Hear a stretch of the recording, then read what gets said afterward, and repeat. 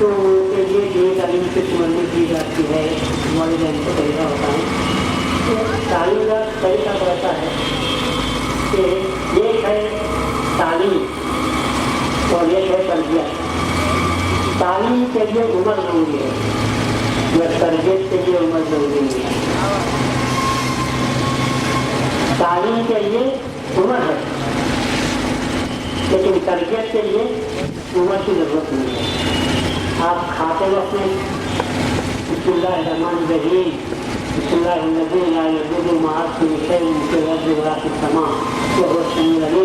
आप बोलकर देखो 10 मरतबा, तो बच्चा सुनकर आपकी वो तालीम तरबियत हो जा सकते हैं। क्या आप बोलते जाओ, बोलने से ज़्यादा अमल करना है। तो तरबियत का सही अंदाज ये है कि घर के माँ बाप दीनी तरबियत अपने बच्चे को देते रहें, तो खुद अमल करते रहें, तो बच्चा देखकर वो खुद अमल करता हुआ चलेगा। तो तरबियत के लिए कोई उम्र नहीं है, बल्कि तरबियत हर उम्र में होती है और बच्चे सब सुनकर सीखते हैं। आप नमाज पढ़े हैं तो किताब लेकर नमाज पढ़ना सीखें।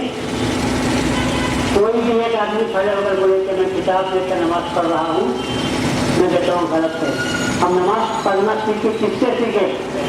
हमारे माँ बाप को जैसा करते हुए देखा, हम वैसा करते गए शुरू में। फिर जब पढ़ने का मौका हुआ तो क्या करना चाहिए ये बाद में सीखे, मगर क्या क्या करना चाहिए ये सब का सब अपने माँ बाप को देखकर सीखते हैं।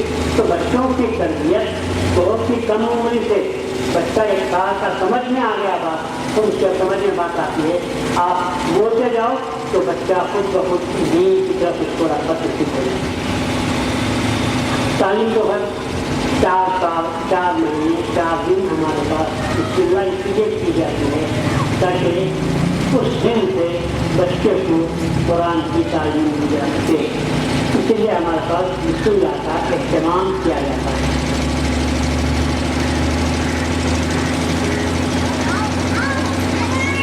इकामत के दौरान इकामत सलाह कहा जाता है।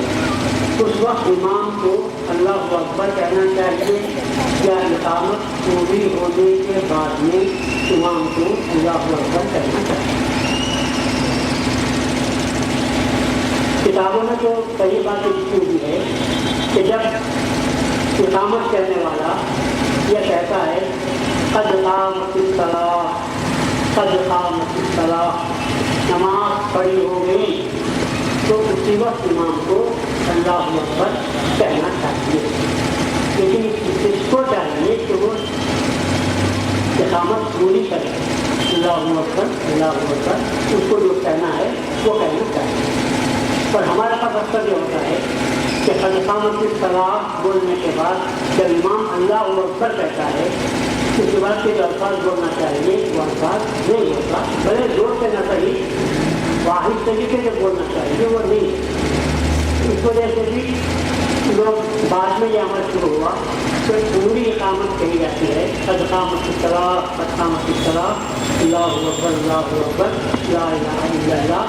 तो उस दौरान इमाम अल्लाहु अकबर कहता है। दोनों तरीके से अगर सही कहे तो उसमें कोई खराबी नहीं है,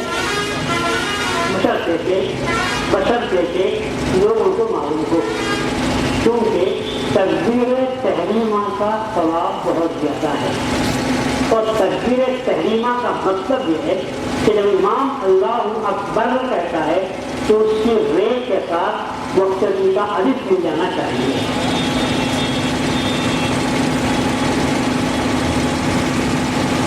अली मस्जिद नबवी में आकर सर पकड़ कर तशरीफ लाए और पूछा सुबह का वक्त है, क्या यानी कुछ परेशान नजर आते हो, क्या बात है?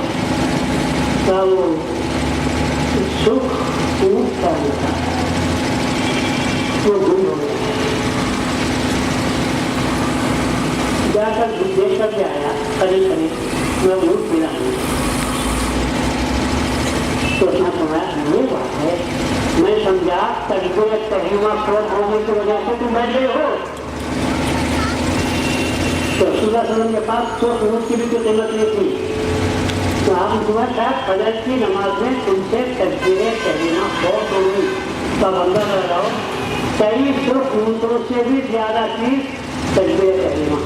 इसलिए आप नमाज पढ़ते हो तो लोग वुज़ू करने के बाद इक़ामत हो रही है तो दुआ से हाथ को की कोशिश करते हैं, हटा कर बाहर छूटने की बात करते हैं, किसी से बात करने की बात करते हैं। तो रकात तो मिल जाती है, रकात मिलती है तो तकबीर तहरीमा फौत हो जाता है। तो आपको चाहिए कि जब इक़ामत हो तो फौरन तकबीर तहरीमा को पाने के लिए जिस तरह आप कर सकते हैं उतना काम आपको करना चाहिए, क्योंकि वो सवाब बहुत बड़ा सवाब है। ज़ियारत क़ुबूर के वक्त में ज़रूर फातिहा पढ़ा जाता है और उसका सवाब बख्शा जाता है। इसी तरह औलिया अल्लाह की ज़ियारत के वक्त क्या करना चाहिए और इसी तरह ऊँट देते वक्त में क्या करना चाहिए तरीका बताएं। ज़ियारत क़ुबूर तो आप सुन चुके हैं। ज़ियारत क़ुबूर का तरीका यही है कि सही तरीका ये है कि आप साहिब कब्र के पास जब पहुँचते हैं तो उसके सीने के मुकाबिल क़िबले को पीठ करकर खड़े होना चाहिए। क़िबले को पीठ करना चाहिए और उसके सीने के मुकाबिल खड़े होना चाहिए। उसके बाद मरूह नाम लेकर उसका नाम लेने से रूह का नाम लेना पड़ता है। मरूह है या मालूम नहीं है मरूह है साहिब हाज़िर खबर खबर वाले की रूह को मेरा नाम आपको मालूम नहीं है। यही है आपका सीना किसी के मुकाबिल होना चाहिए। तो उसके बाद आप सूरह फातिहा के बाद जो कुरान आपको याद है वो पढ़ना है। फिर कुल हुवल्लाहु अहद पढ़ो, फिर आप दुरूद शरीफ पढ़ो और अल्लाह से याद करना चाहिए कि बाक़ी ताला जो कुछ मैं पढ़ा हूँ तू अपने फज़्ल व करम से इसका सवाब इस रूह को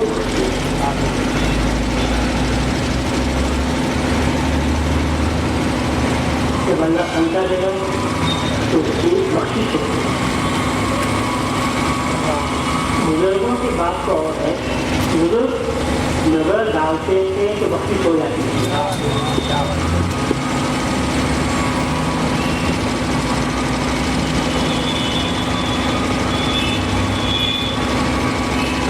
रिवायत में आता है कि रसूलुल्लाह सल्लल्लाहु अलैहि वसल्लम ने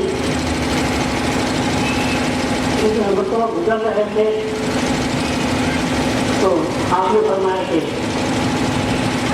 इस पर अज़ाब हो रहा है। फिर वापस तशरीफ लाए तो आप मुस्कुरा रहे थे। सहाबा ने पूछा तुम? तो कहा पहले जा रहा था तो इस पर अज़ाब हो रहा था, अब आया। अब देखिए रसूलुल्लाह सल्लल्लाहु अलैहि वसल्लम को कितना यूज था। अब आया तो मैंने देखा कि उस पर अज़ाब मौक़ूफ़ है तो इसको सवाब दिया जा रहा है और ये काम कुछ इसके किसी अमल से नहीं, बल्कि इसके बच्चे ने मदरसे में शरीक होकर बिस्मिल्लाहिर्रहमानिर्रहीम अल्हम्दुलिल्लाह पढ़ा तो अल्लाह ताला ने उसका सवाब बाप को पहुँचाया, उसमें अल्लाह ने बख्शिश की। तो अगर आप बच्चों को मदरसा भेजते हैं तो वक्त गुजारी के लिए मत भेजो, बल्कि सवाब की नीयत से भेजो। उसकी ज़बान से निकला हुआ एक लफ्ज़ नहीं आपके बख्शिश के लिए काम करता है। और बुजुर्ग तो बुजुर्ग होते हैं, जब आम आदमी का एक बच्चा पढ़ता है तो सवाब मिलता है। तो अगर वो अगर वो उसके लिए दुआएं मग़फ़िरत करे। हमारे पास जो मुर्शिद को साथ ले जाते हैं इसका सबब यही होता है कि उनकी नज़र पड़े। अरे हमारे पास तो मांडव की वो रिवायत तो मालूम है कि दुनिया अजमल का जब शहीद हो गया मुझे माउद ऐसा तो सामने जब देख के मैं हाथ डालकर निकाला और जब उसको मांडव के कब्रिस्तान में दफन किया तो ये फरमाया कि बच्चों की वजह से सारे कब्रिस्तान का राज बच गया। तो हमारे पास की रिवायत है, लेकिन ये उन लोगों के लिए है जिनको यकीन और ईमान है, जो महदी को महदी समझते हैं और जो महदी को महदी नहीं समझते बल्कि हदीसों का सहारा लेकर बैठे हुए थे। हदीसों में ये बात आई है, कभी ना कभी जो हदीस बोला वो पूरी बात आई है, लेकिन लोग आजकल कुछ दूसरे किस्म के चले जाते थे, जिसकी वजह से सही बात हमको मालूम नहीं होती। सर हमको उनको मनवाना नहीं है, आपको अपनी फिक्र करनी है, दोस्तों की फिक्र में दुबले होने की कोई जरूरत नहीं। आप अपने बच्चों को तालीम दो और बच्चे जो करेंगे उसका सवाब आपको इंशाअल्लाह कराएगा।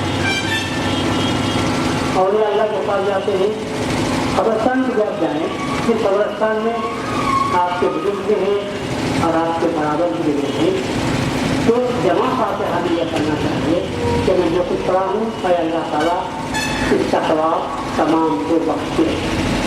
जो आम लोग हैं उनको बख्शिश करना और जो खास लोग हैं उनका मैं हो गया करना, उनका है दुनिया का करना, क्योंकि वो लतीफ़ है और वो लतीफ़ है जिसम तकलीफ है। तो तकलीफ की उस रूप से लतीफ़ है, उससे हमको मालूम नहीं हो सकता। फैज़ हासिल करते भी हैं तो पता नहीं चलता कि क्या हासिल किया है। आपकी भी रूह में जब लताफ़त पैदा होगी तो रूह की रूह से मुनासिबत होती है, तो इंशाअल्लाह आपको मालूम होगा कि इस रूह से मुझे क्या फ़ायदा पहुँचा है। पर यकीन तो हो, खड़े रहकर पट्टा उड़ा के तुम गोता हिला दिए और आगे ये ज़ियारत निकली। ज़ियारत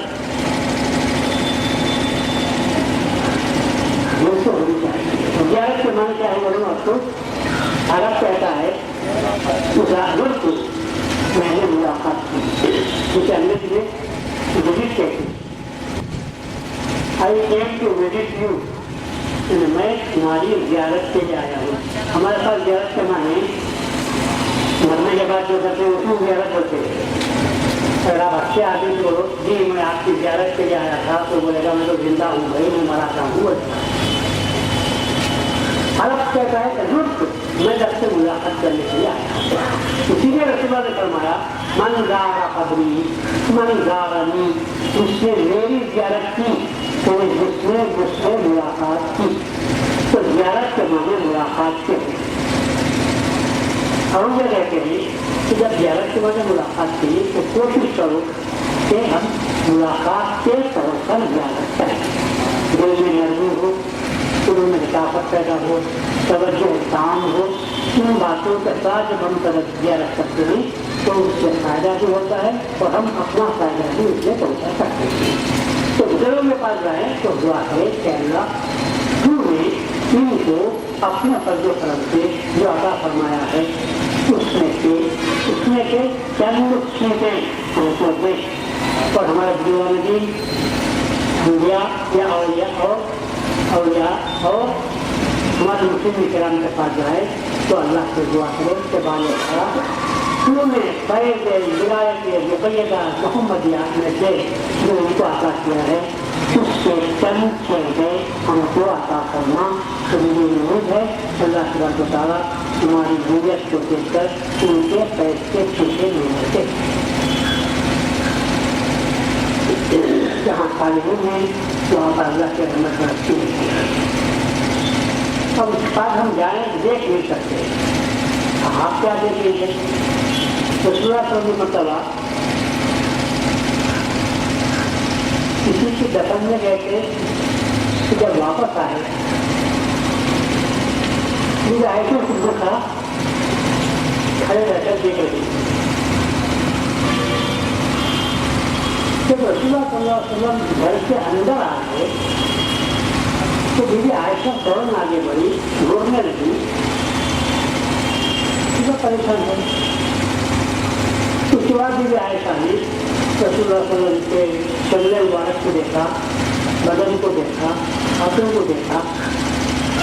نے سمجھا عائشہ کیا کر رہے ہو تم؟ کوئی رسول اللہ وہاں دھار بارش ہو رہی ہے, جب آپ آئے تو میں دیکھا آپ کے چہرے پر کوئی اثر نہیں ہے پانی کا. جب اندر آ گئے تو میں نے ہاتھ لگا کر بھی دیکھا, جب بھی کوئی بارش کے قطرے آپ کے جسم پر کپڑوں پر نہیں ہے. تمہیں پریشان ہو تو رسول نے فرمایا تم کیا اوڑی تھی اس وقت؟ تو کہا آپ رومال استعمال کرتے تھے تو وہ اوڑی ہوئی تھی. تو کہا اسی وجہ سے رحمت کی بارش ہو رہی تھی تو کپڑے کی وجہ سے نظر آ گئی, ورنہ اللہ کی رحمت برس رہی تھی. تو رحمت اللہ کی برستی ہے.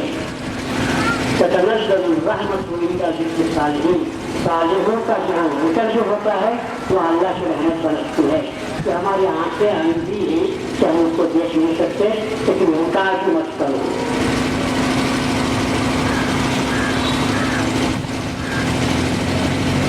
مباشرت کے فوراً بعد غسل کرنا ضروری ہے یا اگلی نماز سے پہلے کر سکتے ہیں؟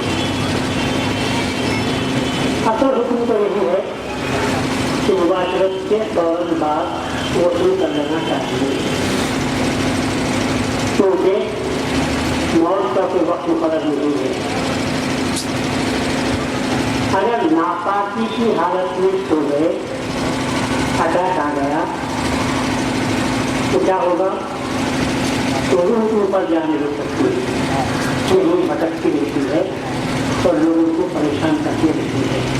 تو صحیح طریقہ یہ ہے کہ ہم فوراً پاکی حاصل کر لیں. یہ اچھا طریقہ ہے, بس نماز کے لیے ہی نہیں بلکہ اپنی پاکی کے لیے, روح کو پاک کرنے کے لیے. تو خدا نہ خاصہ اگر کچھ ہو گیا تو اور ورنہ یہ تو واقعہ ایسا ہے کہ ایک صحابی کی شادی ہوئی, شب وفات کے بعد صبح